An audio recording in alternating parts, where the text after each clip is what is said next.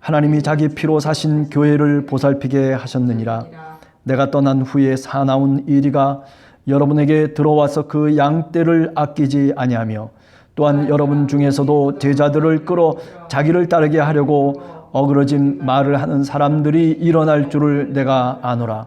그러므로 여러분이 일깨어 내가 3년이나 밤낮 쉬지 않고 눈물로 각 사람을 훈계하던 것을 기억하라. 지금 내가 여러분을 주와 및 그 은혜의 말씀에 부탁하노니 이 말씀은 여러분을 능히 든든히 세우사 거룩하게 하심을 입은 모든 자 가운데 기업이 있게 하시리라. 내가 아무의 은이나 금이나 의복을 탐하지 아니하였고 여러분이 아는 바와 같이 이 손으로 나와 내 동행들이 쓰는 것을 충당하여 범사에 여러분에게 모범을 보여준 바와 같이 수고하여 약한 사람들을 돕고 또 주 예수께서 친히 말씀하신 바 주는 것이 받는 것보다 복이 있다 하심을 기억하여야 할지니라. 이 말을 한 후 무릎을 꿇고 그 모든 사람들에게 함께 기도하니 다 크게 울며 바울의 목을 안고 입을 맞추고 다시 그 얼굴을 보지 못하리라 한 말로 말미암아 더욱 근심하고 배에까지 그를 전송하니라. 아멘. 예, 바울의 이 3차 선교 여정이라고 얘기할 수 있겠죠. 참 어떻게 보면 참 2차 때보다도 더 그 많은 사건들이 일어나는 그런 그 선교 여정이다 이렇게 얘기할 수 있지만은, 그러나 또 한편으로는 오늘 읽은 본문처럼 이 밀레도에서 에베소 장로들을 만나서 그래서 그들에게 설교하고 그들에게 당부하는 이 간절한 부탁의 말씀, 이것은 또 역시 바울의 어떤 그 평가를 할 때에 정말 바울이 목회를 정말 귀하게 그리고 얼마나 신중하게 했는가라고 하는 것을 우리 읽는 사람들이 다시금 깨우치게 됩니다. 자, 오늘은 뭐 다른 것보다도 무슨 뭐 역사적인 얘기들도 많이 있지만은, 그러나 이 에베소 장로들을 만나면서 그 가운데서 사도 바울이 이야기했던 그런 설교의 내용들을 갖고 한번 생각을 해보려고 합니다. 물론 밴드에는 여러 가지 지도도 나오고 그 다음에 그 뭐라 그럴까요? 아데미 신전도 나오고 뭐 또 두란노 서원도 나오고 또 밀레도 지방의 그 원형 극장 뭐 이런 등등의 그림들도 이제 쭉 나옵니다만은, 그러나 오늘은 뭐 예배소에 일어났던 사건은 제쳐놓고 이 밀레도에서 사도 바울이 에베소 장로들과 더불어서 함께 부탁의 이 이야기를 한번 읽어보면서 우리가 은혜를 나누려고 합니다. 자, 우선 첫 번째 생각할 수 있는 것은 19절 이하에 나오는 내용입니다. 사도 바울이 그 에베소 장로들에게 얘기를 해요. 첫날부터 지금까지 내가 여러분들 가운데서 어떻게 행했는지 여러분들도 다 알고 있는 바가 아니겠느냐. 18절에 나오는 내용이죠.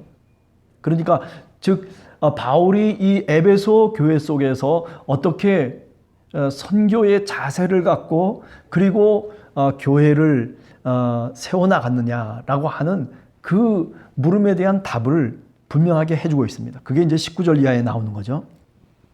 첫 번째는 모든 겸손과,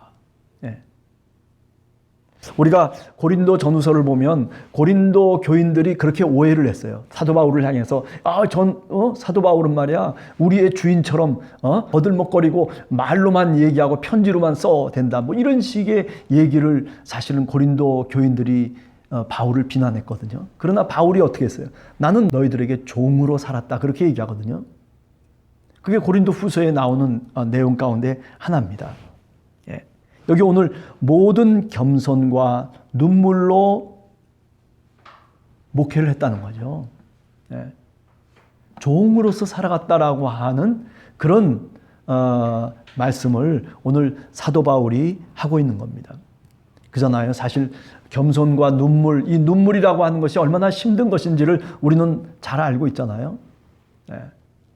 사실 목회라고 하는 것 또는 교회라고 하는 것이 하나의 어떤 공동체로 세워져 갈 때에 많은 사람들의 눈물이 이곳에 뿌려졌기 때문에 비로소 교회가 교회 될 수가 있었다는 사실이죠. 우리 함께하는 교회도 뭐 작은 교회지만은 그러나 역시 똑같은 내용이 똑같은 말을 여기서 우리가 할 수밖에 없다라고 하는 겁니다. 예. 누가 자기를 주장하고, 예? 내가 무슨 사람들을 주장하고 이런 어떤 주장하는 자세로서 우리가 신앙생활을 하고 또 교회 생활을 했던 것은 아니지 않느냐. 오늘 함께하는 교회도 사실 그래요. 예. 다 겸손하게 그리고 눈물을 땅에 뿌리면서 기도하면서 그러면서 어쩌면 교회가 교회로 세워져 간다라고 그렇게 우리가 말해도 분명히 틀린 말이 아닐 것입니다. 자, 그 다음에 19절 조금 더 읽어가 보면 유대인의 관계로 말미암아 당한 시험.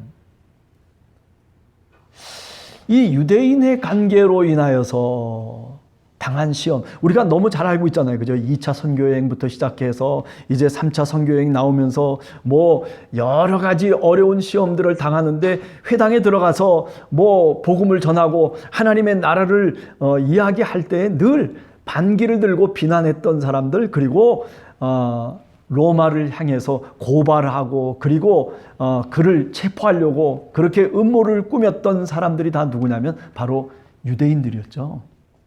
자신의 동족이었어요.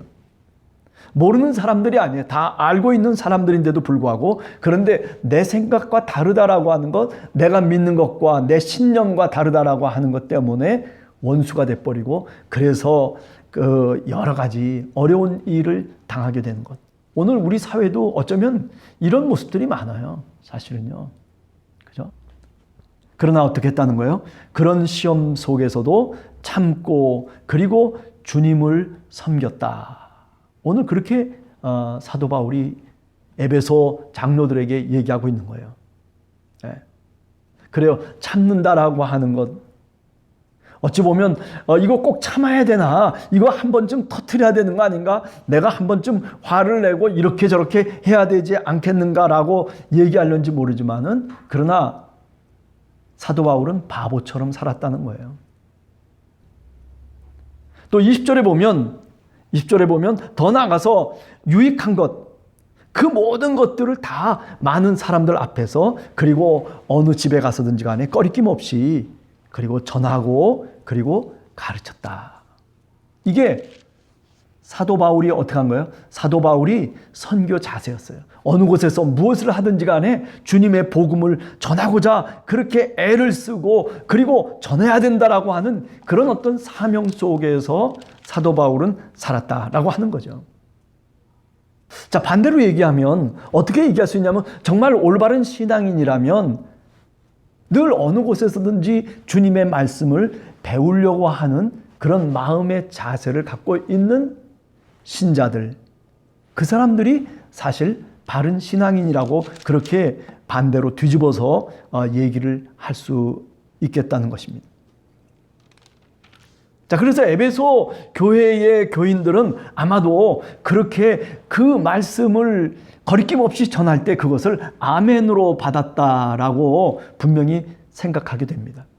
왜냐하면 나중에 보면 이 에베소 장로들과 그리고 바울이 목을 붙잡고 서로 무릎을 꿇고 그리고 함께 기도하면서 크게 그 떠나보냄 그 이별의 아픔을 눈물로 입을 맞추면서 작별하고 있는 장면을 보더라도 사도 바울이 에베소에서 바로 그렇게 목회를 했구나라고 하는 그런 생각을 분명하게 할 수가 있는 겁니다.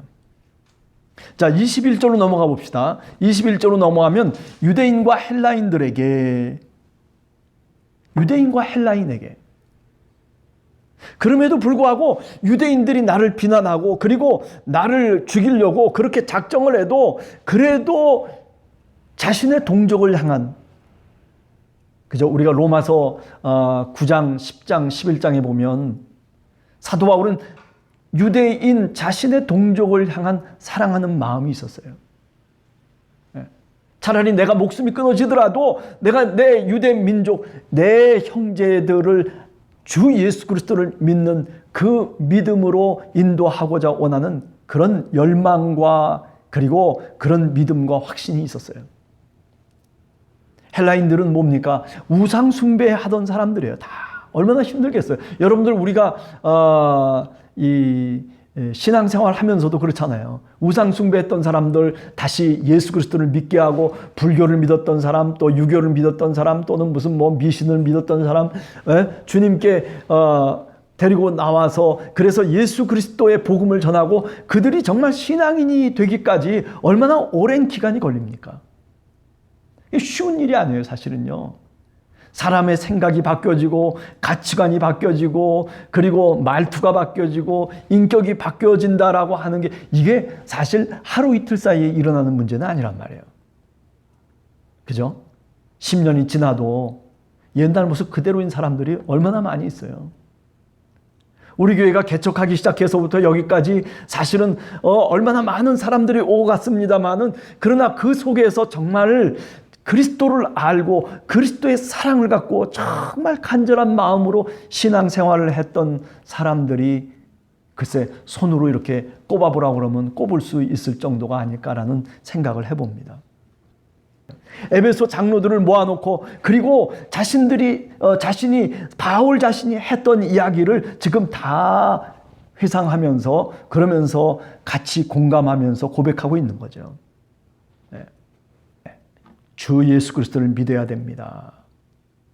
어느 곳에든지 헬라 사람이나 다른 어떤 종교를 믿고 있는 사람이나 어떤 스토아 철학을 갖고 있는 사람이나 유식한 사람이나 무식한 사람이나 어떤 사람이든지 간에 그 사람 앞에서 바로 주 예수 그리스도를 증언했다는 거죠. 믿어야 됩니다. 우리가 요새 코로나라고 하는 이런 재앙 속에서 우리 교회가 사실은 신앙의 언어를 잃었다라고 제가 종종 말씀하잖아요. 예수 그리스도를 믿어야 됩니다. 교회는 정말 천국을 보증하는 그런 신앙의 공동체입니다. 하나님이 함께 하시는 공동체입니다라고 하는 그런 아주 번듯한 그런 말을 우리가 하기가 어려운 지경에 이르게 됐단 말이죠. 이런 코로나 기간 동안에 기독교인들, 교회가 보여준 그런 어떤 많은 모습들 속에서 사람들은 교회를 향해서 실망하고 신앙의 사람들을 향해서 손가락질하는 그런 일들이 얼마나 많았냔 말이에요. 정광훈 목사라고 하는 사람이 그 대표적인 예라고 얘기할 수 있죠. 그 사람 옹호하는 사람도 있어요. 그러나 아닌 거는 아닌 거죠. 자, 그런데 22절에 보면 저는 22절을 읽으면서 참 뭐랄까요? 설교의 제목이라고 얘기해야 될까요? 보라, 이제 나는 성령에 매여 예루살렘으로 가는데 거기서 무슨 일을 당할는지 알지 못하노라. 이 성령에 매여, 저는 이 말이 가슴에 탁 와닿아요. 성령에 매여, 성령의 줄에 그저 매여 있는 한 인간. 사도 바울이 많은 사람들 앞에서 담대하게 얘기도 하고 증언도 하고 주 예수 그리스도는 우리의 구원자라고 그렇게 전파하면서 살아가지만은, 아니 죽음을 불사하고 불 속이라도 뛰어드는 그런 어떤 심정으로 사도 바울이 살아가지만은, 그러나 그가 늘 어디에 매여 있는 거예요? 성령의 줄에 매여 있는 그런 모습으로 복음을 전했다라고 하는 거죠. 지금 이제도 마찬가지예요. 이제 나는 성령에 매여 이제 다시 예루살렘으로 가겠다는 거예요. 거기서 무슨 일을 당하는지 내가 알지 못한다.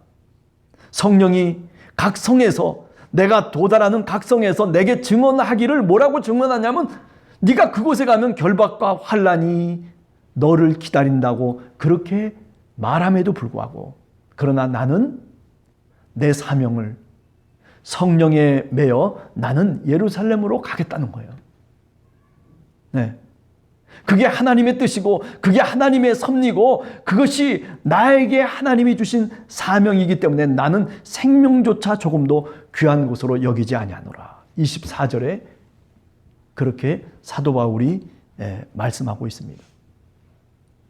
여러분, 저는 여러분들에게, 우리 함께하는 교회 성도들에게 우리도 어쩌면 성령에 매여서 성령의 끈에 매여가지고 좀 살아갈 수 있는 사람들이었으면 좋겠다는 저 자신부터 그런 생각을 해봐요. 뭐 성령이 나를 메고 있는지, 성령이 나를 끌고 있는지, 성령이 어떻게 나를 인도해 가고 있는지 그것조차도 우리는 분간하지 못하면서, 분별하지 못하면서 우리가 사실은 신앙생활 한다고 하면서 살아가잖아요. 그죠? 여러분 얼마나 기도하고 계십니까? 얼마나 하나님의 말씀을 정말 읽어가면서 묵상하면서 내 생활 속에서 정말 하나님이 나와 함께 하심을 느끼면서 우리 함께하는 교인들 살아가고 있습니까? 우리가 정말 사도 바울의 이 고백을 한 번 더 깊이 생각하면서 우리 자신이 반성해야 될 것이 너무나 많다. 저부터 시작해서 우리 모두가 정말 그리스도의 종들로 살아가고 있는지 한 번 더 질문하게 되는 것이죠. 성령에 매여 내 뜻대로가 아니라, 내 원하는 대로가 아니라 그저 성령에 매여 살아가는 한 인간, 사도 바울. 그죠?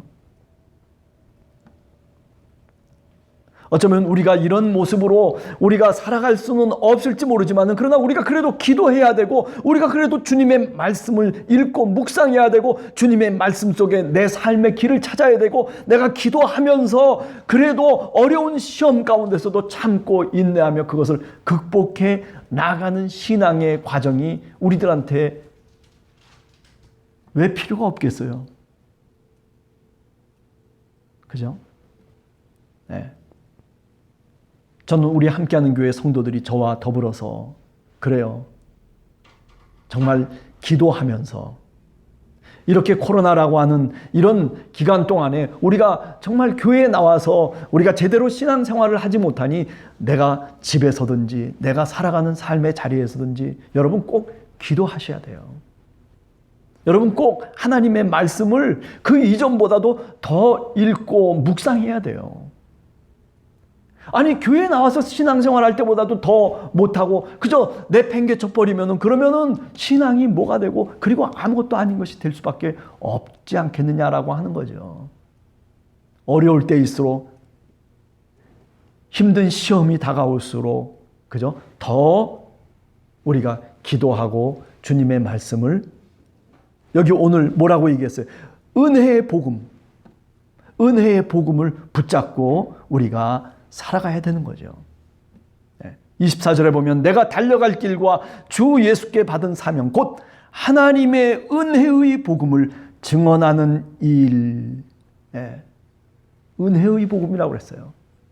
하나님은 우리에게 그저 막 이래라 저래라 하는 그런 어떤 명령으로서 우리에게 복음을 주시는 것이 아니라 은혜의 복음이에요. 은혜의 복음. 하나님은 우리에게 은혜를 주시기를 원하세요.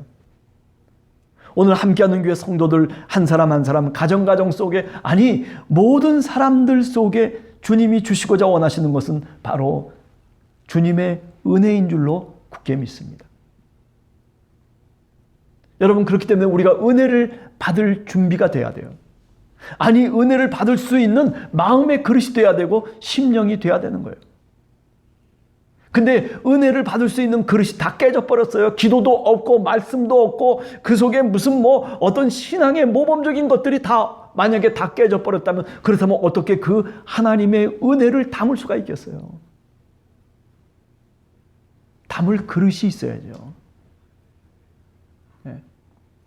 사랑하는 함께하는 교회 성도 우리 모든 성도님들 우리가 그 은혜를 담을 수 있는 그릇을 그렇죠. 우리가 사렙대 과부의 얘기 알잖아요. 그죠?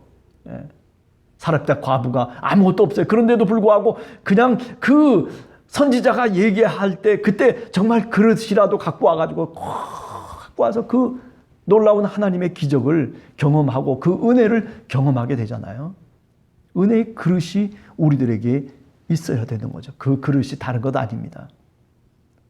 선한 마음을 갖고, 그죠? 그리고 기도하면서 주님 앞에 무릎을 꿇을 줄 알고, 그리고 내가 살아가는 길 가운데 주님의 말씀에 빛을 비추어서, 그래서 그 복음의 빛이 어떻게 비춰지고 있는지 그 길로 가는 그런 어떤 모습이 바로 신앙인의 모습이라고 감히 말할 수 있는 거죠. 근데 바울은 바로 그런 은혜의 복음을 증언하고 그리고 그 은혜의 복음대로 살아가는 데 있어서 자신의 생명조차도 24절에 보면 조금도 귀한 것으로 여기지 않았다.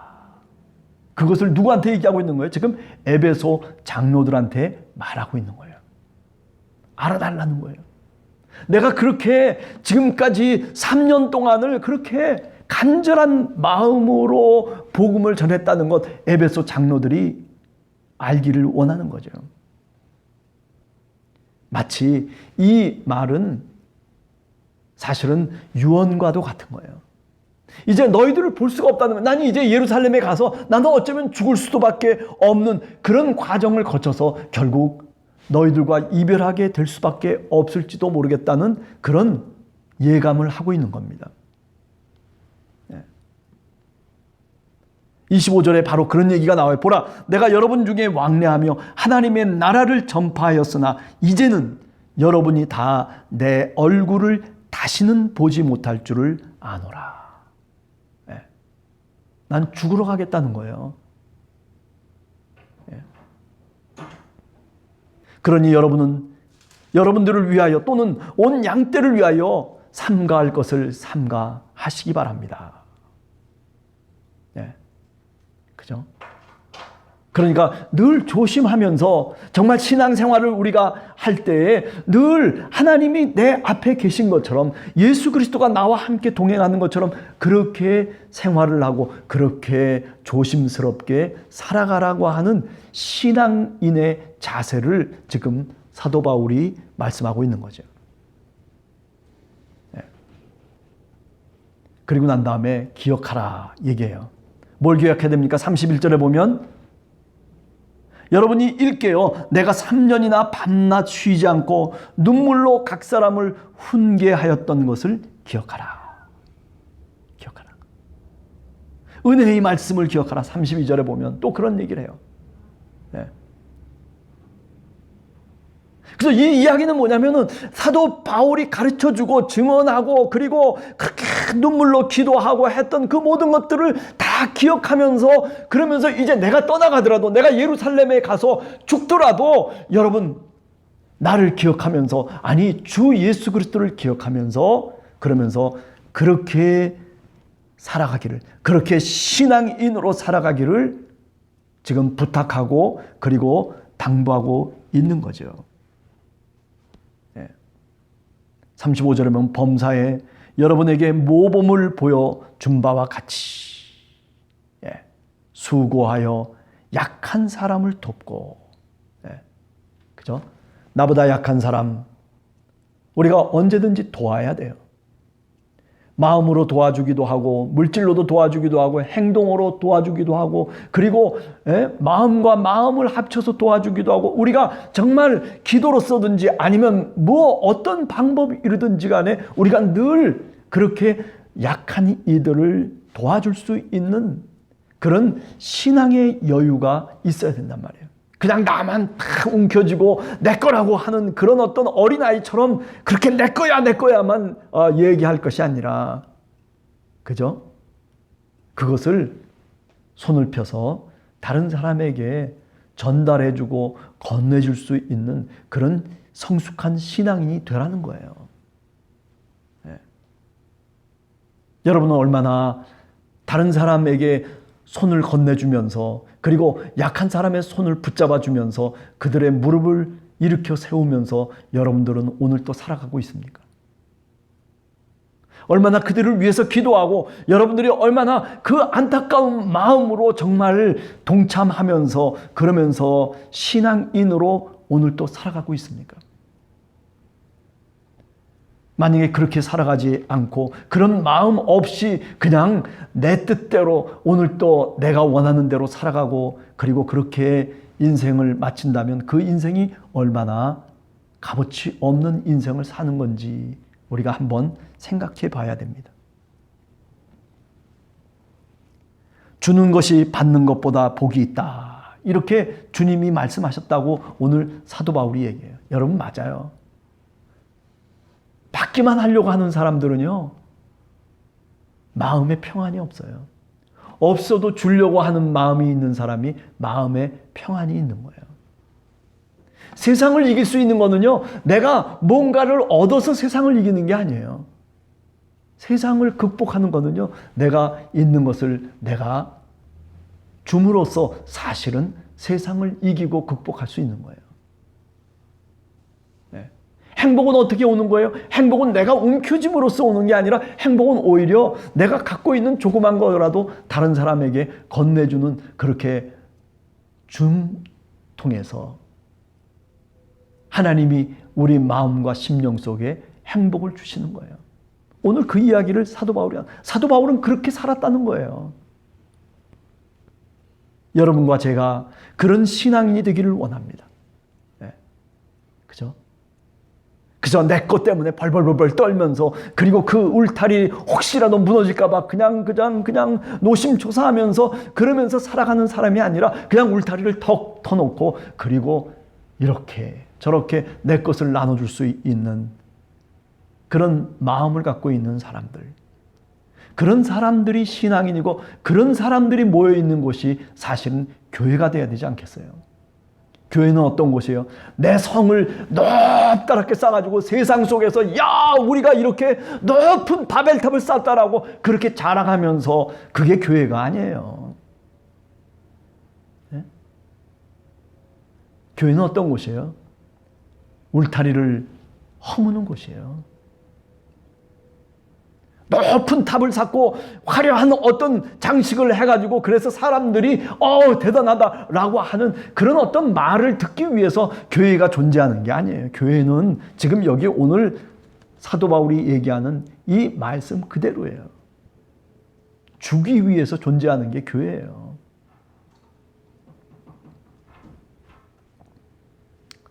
자, 오늘은 사도행전 20장 17절 이하에 나오는 밀레도 그 밀레도 지역에서 에베소 장로들을 초청해서 그래서 마지막 이별의 설교를 하고 있는 사도 바울의 이 설교 장면을 우리가 생각을 해봤습니다. 저도 좀 은퇴할 때 이런 설교를 갖고 한번 설교했으면 좋겠다는 생각이 있어요. 정말 이렇게만 목회를 한다면 얼마나 나름대로 그죠 보람이 있겠어요. 자, 우리 함께하는 교회 성도님들 이제 한 또 일주일간을 또 살아가면서 이런 사도 바울의 이 설교 말씀을 가만히 생각하면서 내가 어떤 신앙인으로 살아가야 되는지 나는 어떤 신앙인이 돼야 될지 사도 바울을 한번 본받아 보면서 한번 좀 뒤를 쫓아가려고 하는 그런 안타까운 마음을 갖고 우리가 오늘 이 본문을 묵상하기를 원합니다.